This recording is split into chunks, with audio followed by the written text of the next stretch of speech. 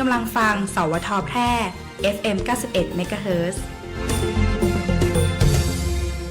ท่านผู้ฟังกำลังให้เกียรติติดตามรับฟังสถานีวิทยุกระจายเสียงแห่งประเทศไทยจังหวัดแพร่สำนักประชาสัมพันธ์เขต 3 กรมประชาสัมพันธ์ทำการส่งกระจายเสียงด้วยระบบ FM Stereo Multiplex ความถี่ 91 เมกะเฮิรตซ์จากที่ทำการอาคารสถานีบ้านสองแควหมู่ที่ 7 ตำบลป่าแมดอำเภอเมืองจังหวัดแพร่จากนี้ไปขอเชิญท่านรับฟังรายการอบจ.แพร่พบประชาชน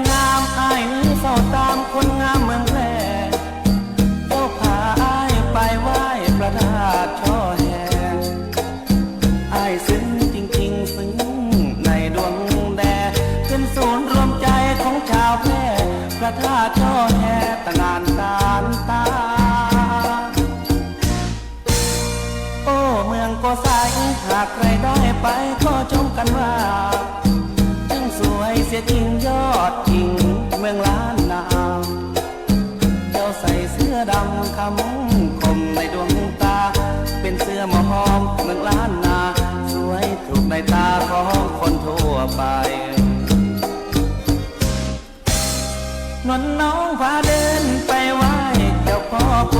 สายขอพรดลใจแล้วไปเที่ยวแพร่เมืองพีสวัสดีเจ้าคุณผู้ฟังที่เคารพทุกท่านเจ้าต้อนรับคุณผู้ฟังเข้าสู่รายการอบจ.แปรพบประชาชนในเจ้านี้นะเจ้าวันเสาร์ที่19เมษายน2568เจ้าน้องกุ้งนพพรเชี่ยวชาญดำเนินรายการอยู่กับคุณผู้ฟังต่างสถานีวิทยุกระจายเสียงแห่งประเทศไทยจังหวัดแปรนะเจ้า FM 91 เมกะเฮิรตซ์นะคะแล้วก็มี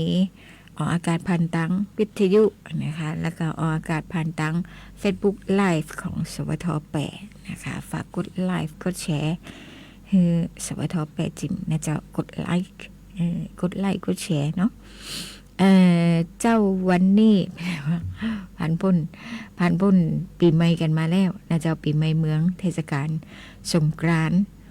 หลายท่านก็กลับไปทำงานกันแล้วนะคะบางคนลาต่อเนาะเสาร์ศุกร์พฤหัสศุกร์นะเจ้าอีก2วันแล้วก็เสาร์อาทิตย์เป็น2วันเจ้าได้ต้องเดินทางไกลกับทำงานเจ้าทันทียังไม่ได้เดินทางเตรียมตัวเดินทางกันวันนี้ก็เตรียมความพร้อมของร่างกายเตรียมความพร้อมของยานพาหนะนะเจ้าเพื่อที่จะคือการเดินทางนั้นราบรื่นและก็ใกล้ๆกับเดินทางโดยสะดวกและปลอดภัยนะเจ้าฝนฟ้าเป็นอย่างไรฝนฟ้าในช่วงวันจุดสงกรานต์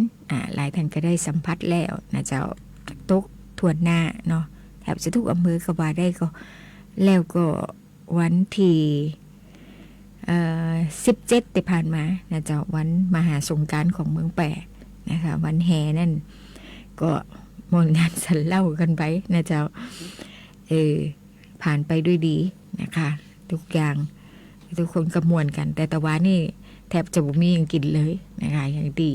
ได้บอกไว้เมื่อสัปดาห์ที่แล้วนะเจ้าวันที่17นี่เล่นขนาดนักนะเจ้าเล่นน้ำกันเรื่องของการตุนน้ำไว้ใจนะเจ้าเพราะว่าน้ำประปาจะไหลอ่อนนะคะแล้วก็เรื่องของข้าวปลาอาหารเนาะให้เตรียมไว้17 18นะเจ้าถ้า17นี่อยู่ในบ้านจะออกไปไหนก็ยากนะคะเพราะว่ารถจะติดทางเมืองจะขยับได้แต่น้อยนะเจ้าเพราะว่าเล่นน้ำกันนะคะแล้วก็ถ้าจะไปได้สะดวกอย่างเดียวก็คือมอเตอร์ไซค์นะเจ้าแต่กระเปี้ยนะแล้ววันที่18หลังจากเล่นน้ำ17กันแรกเนี่ย18ด้านหลวงส่วนใหญ่ก็จะยุดกันตัวนะเจ้าเข้าป่าอาหารหาเข็มแปนดาก็รอตีเป็นเดลิเวอรี่ค่ะรอเหมือนนะเจ้าไปหนังติล้านก็ยังรอเหมือนอยู่ เพราะฉะนั้นหลายท่านถ้ามีประสบการณ์ปีนี้แล้วนะเจ้าปีหน้าก็ให้เตรียมตัวนะคะมีเป็นอย่างเงี้ยนะเจ้า สำหรับน้องกุ้งแต่คาบอยู่แต่ในห้องนะคะเนื่องจากว่ามีอุบัติเหตุเกิดขึ้นนะเจ้ามีอุบัติเหตุนะคะหรือบ่สามารถที่จะเล่นน้ำได้สำหรับปีนี้แล้วจากงานแล้วนะเจ้าก็เข้าห้องทันทีเลยนะคะแล้วก็บ่ออกไปไหนแฮมนะเจ้าเมื่อคืนมากับฝนตกเนาะผ่านไปนะเจ้าสำหรับสงกรานต์นะเจ้าสำหรับปีนี้ไปดูลักษณะอากาศตะกี้ฟังจากต้นชั่วโมงนะคะพยากรณ์อากาศของอุตุนิยมวิทยาเฉพาะวันนี้นะคะตะกี้น้องกุ้งเข้าไปแอบดูเพจ Facebook ของกรมอุตุนิยมวิทยานะเจ้า19 เมษายนตั้งแต่6 โมงเจ้าวันนี้จนถึง6 โมงเจ้าวันพุธนะเจ้าพยากรณ์อากาศเพิ่นบอกไว้ว่าระหว่าง6 โมงเนี่ยข้อระวังภาคเหนือนะเจ้าอากาศจะร้อนนะแล้วก็มีฝนฟ้าคะนอง 30% ของพื้นที่จะมีลมกระโชกแรงในบางพื้นที่นะเจ้าบางแห่งตีแมวสอนเจียงใหม่เจียงไฮ้พะเยาน่านอุตรดิตถ์ตากกำแพงเพชรพิษณุโลกพิจิตรและเพชรบูรณ์มันแปลบ่มีนะคะแล้วก็ระมัดระวังนะเจ้าเนาะบางทีอาจจะเจริญจะหลามาเพราะมันเป็นการพยากรณ์นะคะขาดหมายลักษณะอากาศเอาไว้นะเจ้าอาจจะได้มีผ่องบ่มีผ่องก็ว่ากันไปเนาะส่วนเรื่องของอุบัติเหตุทางถนนนะคะตั้งจังหวัดได้ปิดศูนย์ปฏิบัติการป้องกันและลดอุบัติเหตุทางถนนช่วงเทศกาลสงกรานต์ประจำปี 2568 สรุป 7 วันเดินทางปลอดภัยมีสถิติทั้งการเกิดอุบัติเหตุการบาดเจ็บและเสียชีวิตลดลงจากเทศกาลสงกรานต์ปีที่แล้วนะเจ้าแต่ว่านี่18 เมษายนตีห้องประชุมจดหมายเหตุนะคะสารกลางจังหวัดท่านผู้ว่าราชการจังหวัดแปรเป็นประธานการประชุมคณะกรรมการศูนย์ปฏิบัติการป้องกันและลดอุบัติเหตุทางถนนในช่วงเทศกาลสงกรานต์พ.ศ. 2568 ของจังหวัดแปรนะเจ้าโดยมีหน่วยงานต่างๆที่เกี่ยวข้องและอำเภอเข้ารายงานผลการดำเนินงานนะเจ้าสำหรับผลการดำเนินงานศูนย์ปฏิบัติการป้องกันและลดอุบัติเหตุทางถนนช่วงเทศกาลสงกรานต์พ.ศ. 2568 ของวันที่ 17 เมษายนซึ่งเป็นวันที่ 7 ของการดำเนินการเข้มข้น 7 วันเดินทางปลอดภัยเริ่มตั้งแต่ 11 ถึง 17 เมษายนนะเจ้าจังหวัดแปรได้ตั้งจุดตรวจลักจำนวน 15 จุดด่านชุมชนและหมู่บ้านแห่ง267 จุดบริการประชาชน12จุดนะเจ้ามีผู้ปฏิบัติหน้าที่จำนวน475คนผลการปฏิบัติเกิดอุบัติเหตุจำนวน4 ครั้งนะคะมีผู้บาดเจ็บจำนวน5 รายบุมีผู้เสียชีวิตอันนั้นวันที่17นะเจ้าส่วนสรุปรวม7วันตั้งแต่วันที่11ถึงวันที่17 เมษายนนะคะจังหวัดแปรเกิดอุบัติเหตุสะสม39 ครั้งลดลงจากเป้าที่กำหนดคือ48 ครั้งนะคะผู้บาดเจ็บสะสม46 รายจะลดลงจากเป้าที่กำหนดคือ52 รายมีผู้เสียชีวิตสะสม2 รายนะจะลดลงจากที่กำหนดไว้ก็คือ3 รายนะคะเป็นกำหนดเป้าหมายไว้เลยว่าจะต้องมีผู้บาดเจ็บบ่เกินแต่อีกนะคะอุบัติเหตุต้องบ่เกินแต่อีกครั้งและก็ผู้เสียชีวิตจะต้องบ่เกิน3 รายสำหรับผู้บาดเจ็บซึ่งเกิดอุบัติเหตุในช่วงเทศกาลสงกรานต์ระหว่างวันที่11ถึง17 เมษายน 2568 นั่นทางสำนักงานสาธารณสุขจังหวัดแปรรายงานว่าอาการบ่ได้รุนแรงมากนักนะเจ้าและก็มีอาการดีขึ้นทุกรายจากระดับสีเหลืองเป็นสีเขียวแล้วนะคะท่านผู้ว่าราชการจังหวัดแปรได้กล่าวขอบคุณทุกภาคส่วนที่ได้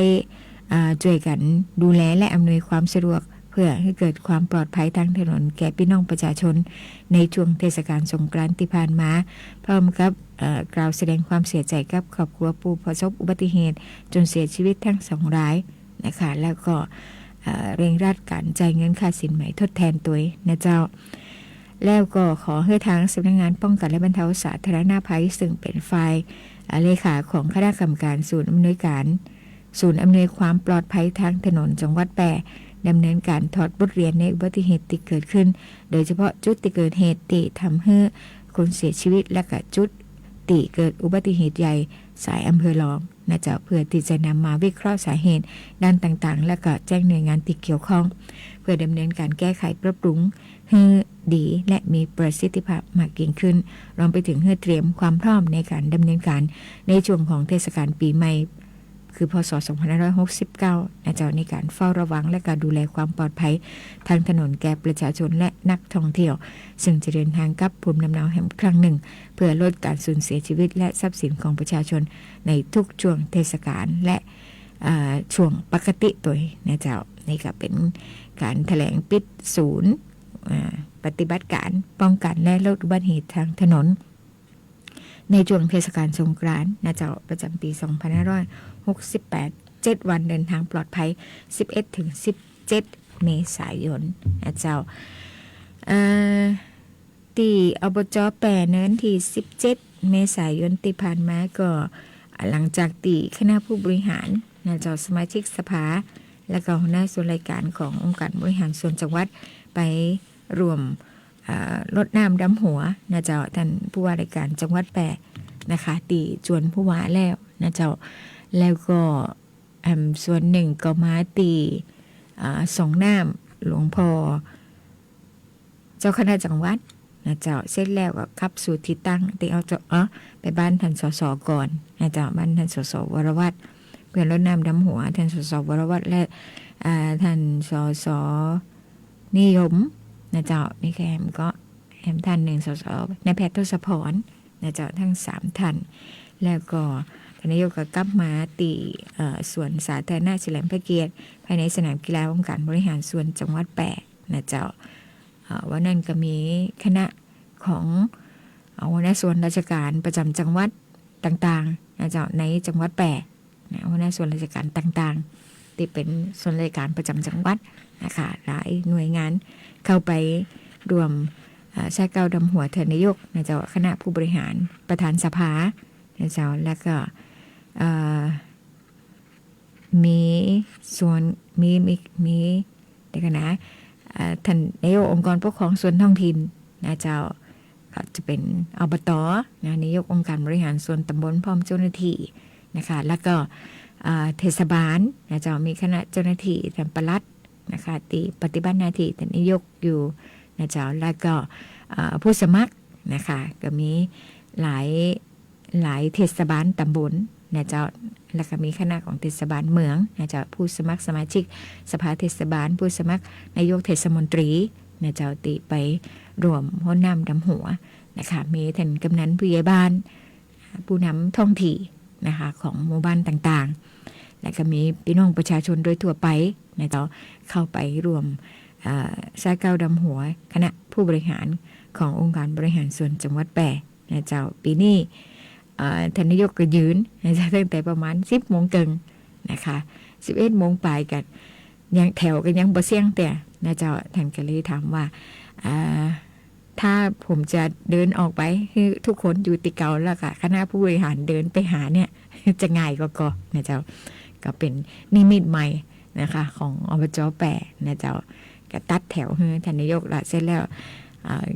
ท่านนายกและคณะผู้บริหารนะคะซึ่งประกอบไปด้วยท่านรองนายกนะคะเลขานุการนายกก็เดินออกมาแล้วก็เดินวนไปหาแถวเจ้าหน้าที่นะเจ้าติดเตรียมน้ำขมิ้นส้มปล่อยไว้ดำหัวท่านนะคะก็เป็นบรรยากาศสบายๆในทุกวันที่17 เมษายนนะเจ้าก็ถือเป็นประเพณีปีข่อยบ้านเฮานะเจ้าตีวันที่17วันแห่วันมหาสงกรานต์ทุกหน่วยงานก็จะดำหัวหัวหน้าส่วนราชการของเฮานะเจ้าของไข่ของมันแล้วก็จะแวะเวียนไปดำหัวหัวหน้าส่วนราชการอื่นๆนะเจ้ารวมไปถึงหลักเลยก็คือท่านผู้ว่าราชการจังหวัดนะคะท่านเจ้าคณะจังหวัดนะเจ้าแล้วก็ท่านสส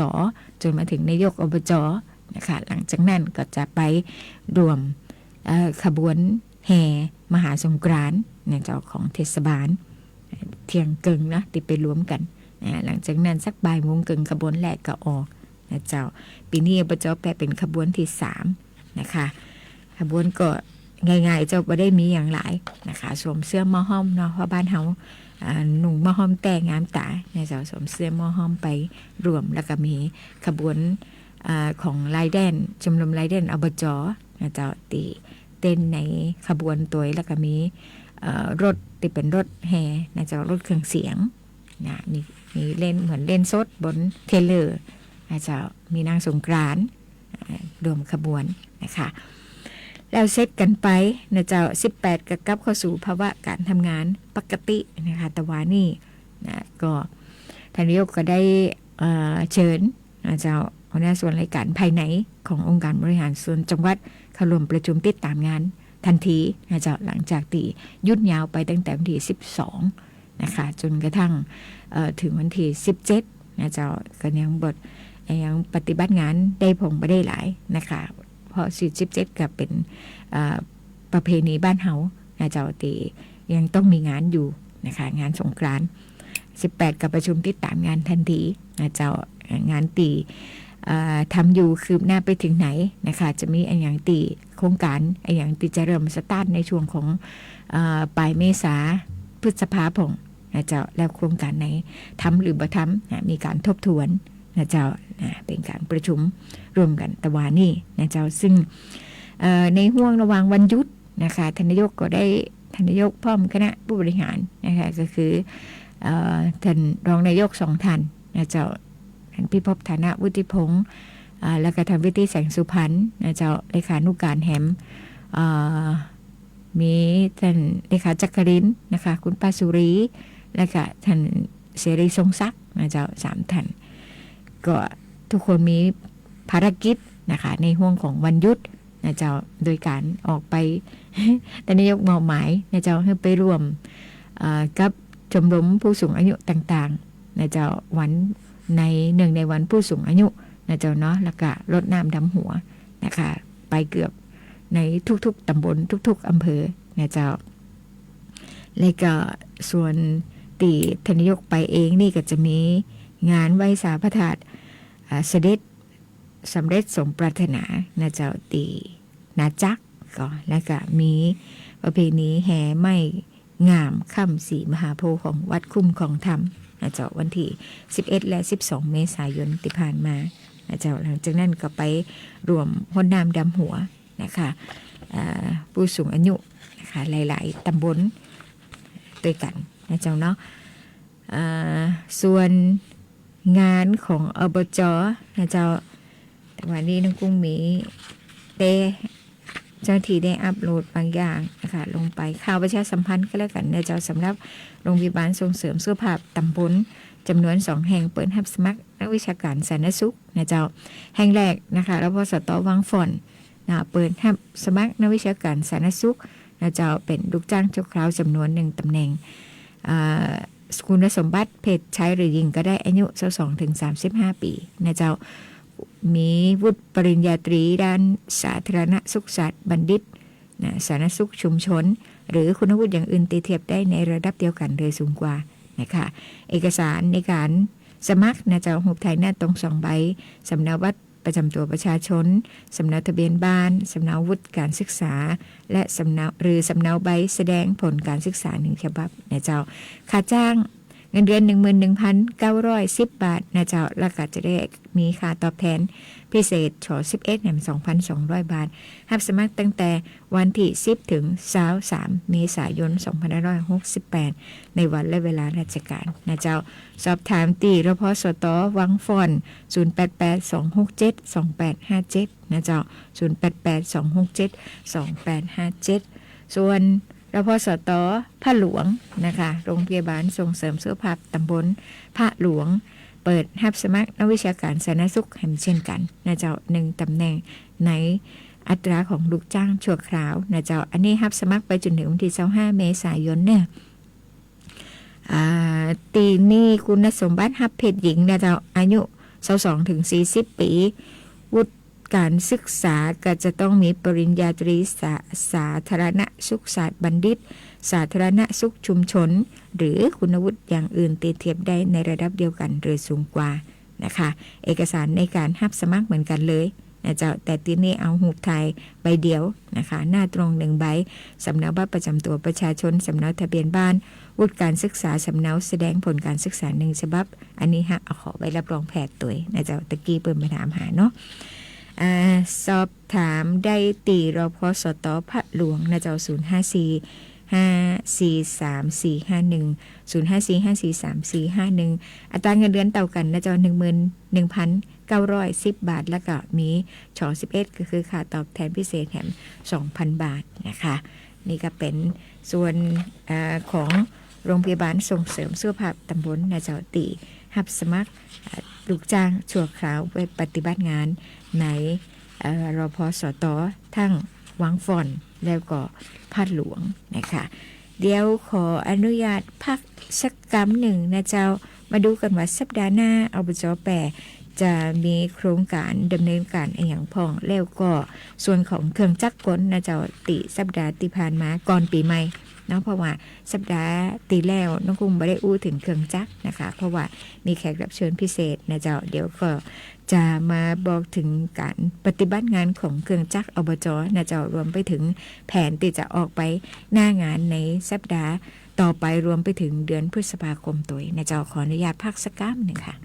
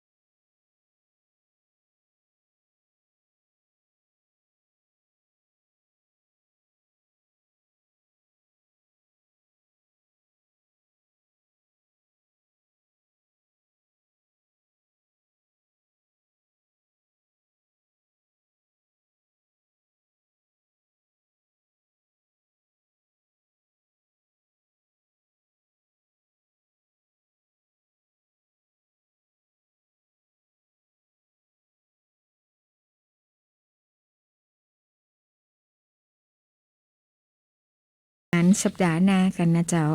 จะเริ่มตั้งแต่ เอาวันจันทร์เลยแล้วกันเนาะเสาร์เอ็ดนะคะมี เหมือนจะมีแห่น้ำจ้างตีนาปูนวังลึกนะเจ้าโดยปกติแล้วอบจ.ก็เป็นมีส่วนร่วมนะคะในกิจกรรมแห่น้ำจ้างตีนาปูนโดยนะเจ้าสนับสนุนงบประมาณส่วนหนึ่งนะคะในการที่จะไปรวมขบวนนะคะซึ่งปีนี้ตรงกับวันจันทร์ที่21 เมษายนนะเจ้าก็จะมีเจ้าหน้าที่ของกองการศึกษาไปส่วนหนึ่งแล้วก็คณะผู้บริหารนี่น้องกุ้งยังอาจจะเป็นท่านนายกนะเจ้าเพราะว่าปีแล้วท่านนายกก็ไปเองนะคะไปด้วยตัวเองในวันจันทร์นะเจ้าตี21 เมษายนนะเจ้าแห่น้ำจ้างตีวังลึกนาปูนนะเจ้าเนาะก็เชิญชวนไปรวมกิจกรรมกันนะเจ้าแล้วก็วันที่22 เมษายนนะเจ้าตั้งอบจ.8โดยกองสาธารณสุขนะคะจะมีกำหนดการประชุมชี้แจงการประเมินคุณภาพมาตรฐานบริการสุขภาพปฐมภูมินะเจ้าประจำปีงบประมาณพ.ศ. 2568ที่ห้องประชุมศูนย์บริหารจัดการน้ำอบจ.8นะคะเรื่องของการประเมินคุณภาพมาตรฐานบริการสุขภาพปฐมภูมินะเจ้าซึ่งก็จะคือกับเนี่ยก็จัดประชุมเพื่อกับโรงพยาบาลส่งเสริมสุขภาพตำบลในสังกัดอบจ.8นะเจ้าจำนวน50 แห่งซึ่งปีที่แล้วนี่ผ่านการประเมิน25เนาะเข้ารับการประเมินนะเจ้าส่งตัวเองเข้ารับการประเมิน25 แห่งนะคะแล้วก็ผ่านทั้งหมดนะเจ้าในหลังจากที่ผ่านการประเมินแล้วนางสาวธนายกก็มีเป้าหมายที่จะให้โรงพยาบาลส่งเสริมสุขภาพตำบลได้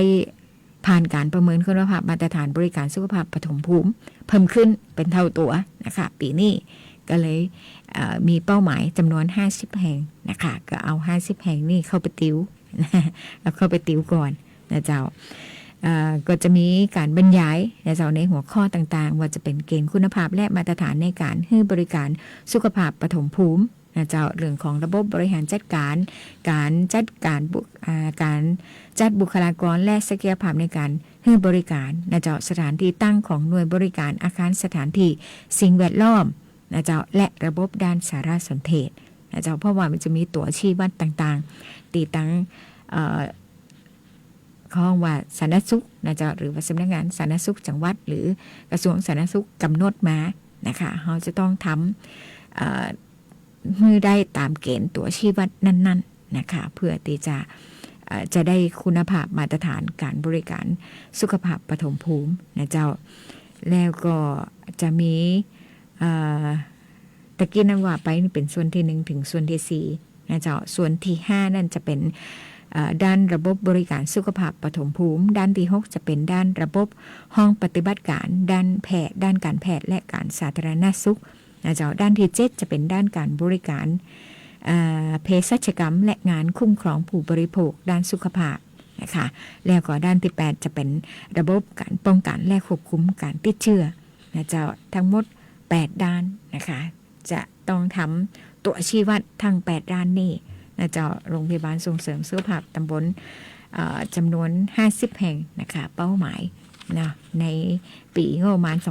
2568นะเจ้าในขณะเดียวกันทุกแห่งก็ต้องมีการยังติว่าก็คือตรวจติดตามและประเมินผลนะคะติดตามแบบไหนนะคะติดตามโดยการมีหน่วยงานตีเป็นหลักในการกำหนดตัวชี้วัดออกมานะคะอย่างแต่ก่อนเป็นอยู่กับกระทรวงสาธารณสุขนะคะสาธารณสุขเป็นก็กำหนดตัวชี้วัดนี่ออกมาต่อให้โอนย้ายมาอยู่มหาดไทยนะคะสาธารณสุขก็ยังต้องมีตัวชี้วัดเหล่านี้อยู่เพราะว่ามหาดไทยเองเขาไม่ได้มีโรงพยาบาลหรือว่าสถานบริการสาธารณสุขเป็นของตัวเองนะจ๊ะสามารถที่จะกำหนดสิ่งเหล่านี้ได้ก็ตั้งสาธารณสุขเป็นการกำหนดลักษณะเดียวกันกับการประเมินประสิทธิภาพและประสิทธิผลของการปฏิบัติงานขององค์กรปกครองส่วนท้องถิ่นเช่นกันนะเจ้าตั้งคณะกรรมการการกระจายอำนาจก็จะเป็นผู้กำหนดตัวชี้วัดในการประเมินผลนะคะมีอย่างแฮมมีกรมส่งเสริมการปกครองกรมส่งเสริมการปกครองท้องถิ่นนะเจ้าเป็นผู้กำหนดตัวชี้วัดมานะเจ้าในการตีจะประเมินประสิทธิภาพและประสิทธิผลของการปฏิบัติงานของอบต.เทศบาลของท้องถิ่น นะเจ้าส่วนกระจายอำนาจก็จะดูเรื่องของการบริหารจัดการนะเจ้าสำนักนายกกระจายอำนาจนะคะแล้วก็จะมีรางวัลที่เป็นการเข้าไปมีเขาห้องว่าการเข้ามาการเปิดโอกาสให้ประชาชนเข้ามามีส่วนร่วมนะคะในการบริหารจัดการหรือว่าให้ข้อเสนอแนะอย่างต่างๆกับองค์กรปกครองส่วนท้องถิ่นก็จะเป็นพวกของสถาบันอย่างเช่นสถาบันพระปกเกล้านะเจ้าสถาบันการศึกษานะคะก็จะเป็นเรื่องของการมีตัวชี้วัดนะเจ้าในการประเมินผลการปฏิบัติงานนั่นเองนะเจ้านอกเหนือจากวันที่22เมษายน23นะคะวันที่23เมษายนก็จะเป็นโครงการอบรมเชิงปฏิบัติการเพื่อเสริมสร้างคุณธรรมจริยธรรมให้กับบุคลากรขององค์การบริหารส่วนจังหวัดแปะนะเจ้าเพื่อสร้างจิตสำนึกในการกระทำความดี โดยใจรักคุณธรรมจริยธรรมและหลักธรรมทางพระพุทธศาสนานะคะมาประยุกต์ใช้ในชีวิตประจำวันและการปฏิบัติงานนะเจ้าก็จะมีบุคลากรในสังกัดองค์การบริหารส่วนจังหวัดแปะเข้าร่วมปฏิบัติธรรมรักษาศีลและเจริญจิตภาวนาตามโครงการในวันที่23เมษายนนะเจ้าจัดที่สำนักปฏิบัติธรรมประจำจังหวัดแปะแห่งที่2ที่วัดพระธาตุจอแฮพระอารามหลวงนะเจ้าแล้วก็อันนี้เป็นพฤษภาประวัติไปละนะคะไปดูติงานช่างก่อนนะเจ้างานช่างในสัปดาห์ที่ผ่านมานะคะการปรับปรุงถนนแอสฟัลติกคอนกรีตก่อนปีใหม่เนาะจะว่าสัปดาห์ที่ผ่านมาแปลพอสัปดาห์ที่ผ่านมาวันหยุดตลอดนะคะก่อนปีใหม่โครงการปรับปรุงถนนแอสฟัลติกคอนกรีตบ้านเต่าปูนหมู่ที่10นะคะเชื่อมบ้านลายหมู่12ตำบลบ้านกลางอำเภอ2นะคะสัญญาจ้างก่อสร้างลงวันที่29มกราคมปี68นะคะสิ้นสุดวันที่29พฤษภาคมนะเจ้าว่าประมาณ1,239,000 บาทนะเจ้าห้างหุ้นส่วนจำกัดแปมีรัฐเป็นผู้รับจ้างตอนนี้งานน่าจะแล้วเสร็จแล้วนะคะโครงการคิดเป็นร้อยละ100นะเจ้าส่งมอบงานจ้างเมื่อวันที่3เมษายนที่ผ่านมาคณะกรรมการตรวจรับพัสดุลงตรวจรับพัสดุเมื่อวันที่9เมษายนนะเจ้าเป็นไปด้วยความเรียบร้อยตรงตามมาตรฐานทุกอย่างนะคะนี่ก็เป็นงานก่อนปีใหม่นะเจ้าชุดสร้างทางที่3นะคะทำโครงการก่อสร้างผนังป้องกันตลิ่งพังด้วยดินซีเมนต์ลำห้วยสลอยที่บ้านม่วงคำหมู่ที่1ตำบลสลอยนะเจ้าอำเภอวังจิ้นจังหวัดแปะ2ข้างขนาดยาว110เมตรสูง3เมตรนะเจ้าตามแบบแปลนที่อบจแปะกำหนดปฏิบัติงานตั้งแต่วันที่4ถึง12เมษายนนะเจ้าชุดเดียวกันนะคะก็แบ่งเครื่องจักรออกไปนะคะมีขุดหลอกแหล่งน้ำเพื่อป้องกันปัญหาภัยแล้งในพื้นที่ตำบลห้วยไร่อำเภอเด่นใจนะคะยังปฏิบัติงานอยู่ซึ่งห่วงระหว่างวันที่4ถึง25เมษายนนะคะแล้วก็มีสร้างอันนี้ว่าไปแล้วเนาะผนังป้องกันตะลิงนะเจ้าหลอกลื่นตะกอนดินนะเจ้าเห็นซ้ายและวัชพืชหน้าฝายลำห้วยแม่สูดบ้านห้วยแม่ต้าหมู่ที่7นะคะตำบลบ้านปิ่นอำเภอหลองจำนวน3จุดปฏิบัติงานระหว่างวันที่8ถึง24เมษายนนะเจ้าไอ้ช่วงสงกรานต์ก็มียุดไปผ่องนะเจ้าเนาะมีโครงการปรับเกลียในบริเวณบ่อขยะของเทศบาลตำบลร่องกวาง2บ่อนะเจ้าทางบ่อขยะหมู่ที่1ตำบลร่องเข็มและก็บ่อขยะหมู่ที่2ของตำบลร่องกวางนะคะปฏิบัติงานตั้งแต่วันที่4เมษายนยาวไปจนถึงวันที่2พฤษภาคมนะเจ้าแล้วก็มีปรับปรุงถนนลูกรังด้วยหินคลุกสายห้วยห้องโปร่งผาจับบ้านร่องเย็นหมู่ที่3ตำบลตรงหน้าเชื่อมบ้านประแดงใต้หมู่ที่3ตำบลแดนจุมพลอำเภอ2นะเจ้า2ช่วงด้วยกันปฏิบัติงานจนถึงวันที่25เมษายนนะคะนี่ชุดสร้างทางที่1ของฝ่ายก่อสร้างและซ่อมบำรุงนะคะส่วนของฝ่ายสำรวจออกแบบ ก็ดำเนินการตรวจสอบและซ่อมแซมไฟสัญญาณจราจรเจ้าถนนสายพรท1-0027นะคะบ้านไผ่ล้อมสวรรค์นิเวศเจ้าอำเภอเมืองจังหวัดแปะก็คือสัญญาณไฟอาจจะเป็นบัจเจเขียวแดงนะคะเพราะว่าของเขามันเป็นทางรวมทางแยกเตียต้องใจไฟสัญญาณเตือนก็คือไฟเหลืองเนี่ยส้มๆเนี่ยนะเจ้าตีกระพริบอยู่นะคะเนาะแล้วก็มีอย่างแหมไหนดูก่อนนะเจ้ามีชุดสร้างทางที่2นะคะปรับปรุงถนนลูกรังด้วยหินคลุกหมู่ที่2ตำบลบ้านกาดอำเภอสูงเม่นเชื่อมหมู่ที่4ตำบลนาจักอำเภอเมืองแปะ3 ช่วงด้วยกันนะเจ้า3ช่วงแต่ละช่วงก็จะมีขนาด 3.5 เมตรนะเจ้ายาวแตกต่างกันไปมี1กิโลมี600เมตรนะเจ้ามี610เมตรนะคะขนาดความหนาเท่ากันคือ10เซนนะเจ้าปฏิบัติงานตั้งแต่วันที่1เมษายนยาวไปจนถึงวันที่8พฤษภาคมนะเจ้าชุดที่3ขุดหลอกแหล่งน้ำเพื่อป้องกันปัญหาภัยแล้งในพื้นที่ตำบลห้วยไร่อำเภอเด่นใจเนาะแล้วก็ยังขุดหลอกหน้าฝายนะเจ้าห้วยแม่สูตรอยู่นะคะอันนี้เป็นรายงานหลังสุดที่เป็นรายงานเข้ามาตะวาแมลงตินกุ้งหันนะเจ้ามดนะคะที่นี่ไปดูอย่างอื่นพองปรับปรุงถนนลูกลังเพื่อการเกษตรในพื้นที่ตำบลวังจิ้นนะเจ้าปฏิบัติงานแล้วเสร็จแล้วนะคะเมื่อวันที่8เมษายนที่ผ่านมาใช้งบของอบต.วังจิ้นเป็นผู้สนับสนุนน้ำมันเชื้อเพลิงนะเจ้าอบจ.แปดเป็นเครื่องจักรและบุคลากรนะส่วนปรับเกียร์บอขยะว่าไปแล้วนะเจ้าปรับปรุงถนนลูกรังด้วยหินคลุกตะกี้บรรกาศเชื่อมนาจักนะคะอำเภอสูงเม่นเชื่อมอำเภอเมืองแปะก็จะปฏิบัติงานไปจนถึงวันที่ประมาณ5พฤษภาคมนะเจ้า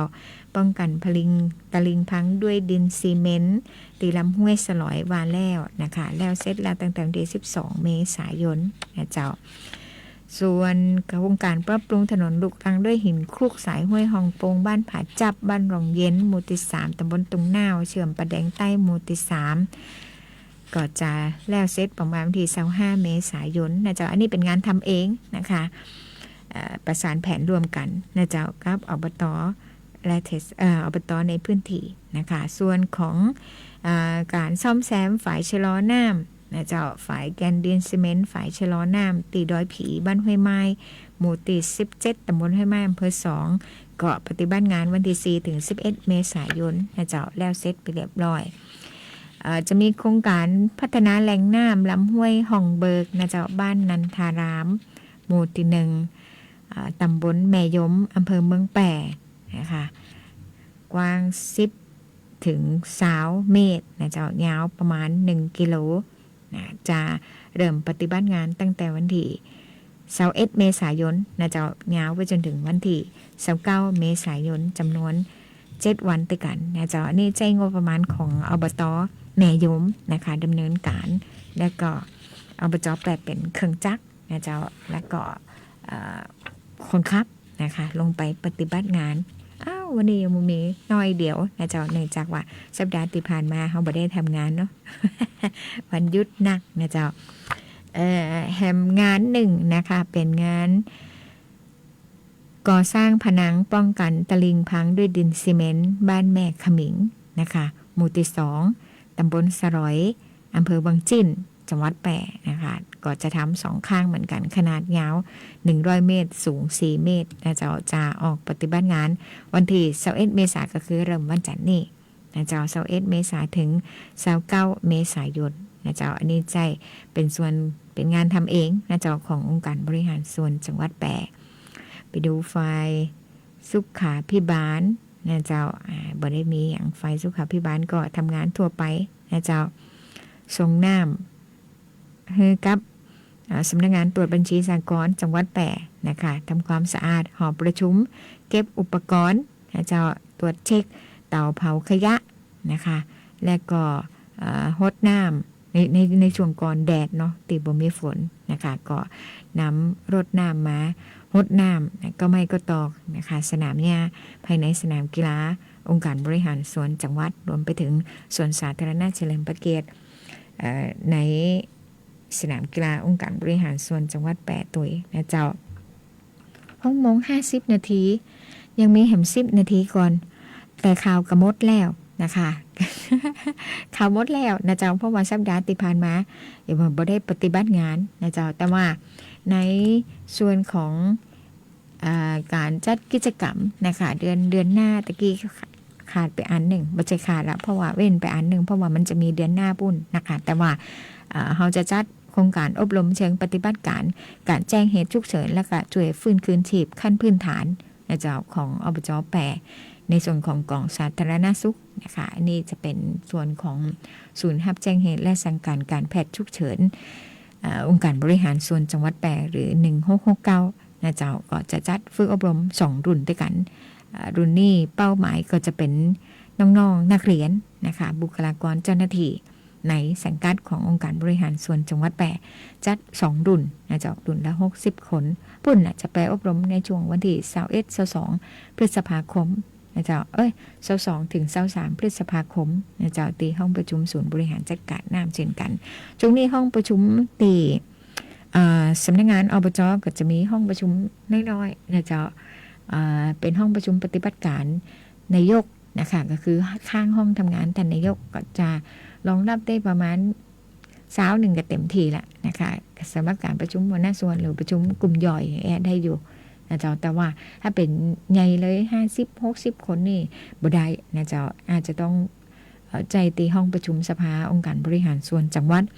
และก็แห่งกำหนึ่งก็คือห้องประชุมศูนย์บริหารจัดการน้ำนะคะจะต้องไปติดกระเป๋าส่วนของห้องประชุมลานวัฒนธรรมนะคะก็คงจะได้กำหนดเวลาในการที่จะทำเป็นศูนย์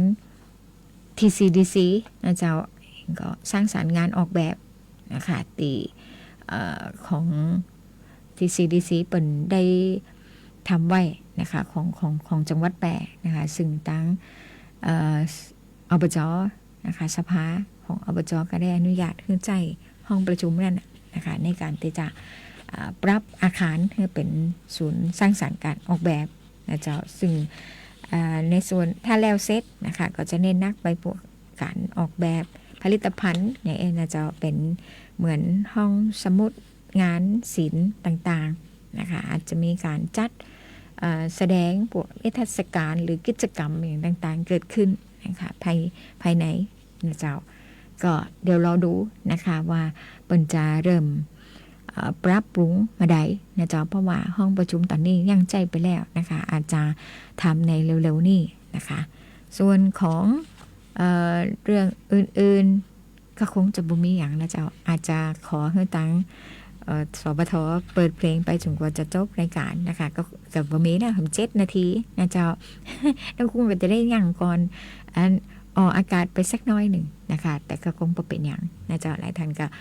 พอใจที่จะได้ฟังเพลงนะเจ้าทั้งนี้กับบางเตียทั้งนี้ก็ว่ากุ้งตัวก็อู้นักไปในรายการ คนจะมีเพลงพองนะเจ้าถ้าว่าออกต่างวิทยุอย่างเดียวนี่ว่าน่าจะมีปัญหาอย่างก็เรื่องของเพลงนะเจ้าแต่ว่าถ้าเรื่องออกต่าง Facebook ตัวเนี่ยFacebook จะมีเรื่องของลิขสิทธิ์เพลงอยู่นะคะเพราะฉะนั้นก็ต้องช่วยสวทปนระมัดระวังในเรื่องนี้ตัวนะเพราะว่า Facebook ไลฟ์ก็ยังจำเป็นในการที่จะทำรายการต่อไปอยู่นะเจ้าถ้าเปิดไปถูกจำกัดถูกจำกัดปุ๊บFacebook ไลฟ์บ่ได้นะเจ้า เดี๋ยวก็จะเป็นตัวทั้งหมดนะคะเพราะนั่นก็ช่วยๆกันนะคะขอบพระคุณทุกท่านสำหรับการติดตามฟังรายการอบจแปรพบประชาชนในสัปดาห์นี้นะคะฟังเพลงไปจนกว่าจะข่าวต้นชั่วโมงจะมานะเจ้าเนาะสัปดาห์หน้าน้องกุ้งจะกลับมาพร้อมกับรายละเอียดและเนื้อหาต่างๆงานต่างๆของอบจในช่วงสัปดาห์สุดท้ายของเดือนเมษายนนะเจ้าวันนี้ขอบพระคุณทุกท่านสำหรับการติดตามฟังเจ้าลาไปก่อนสวัสดีเจ้า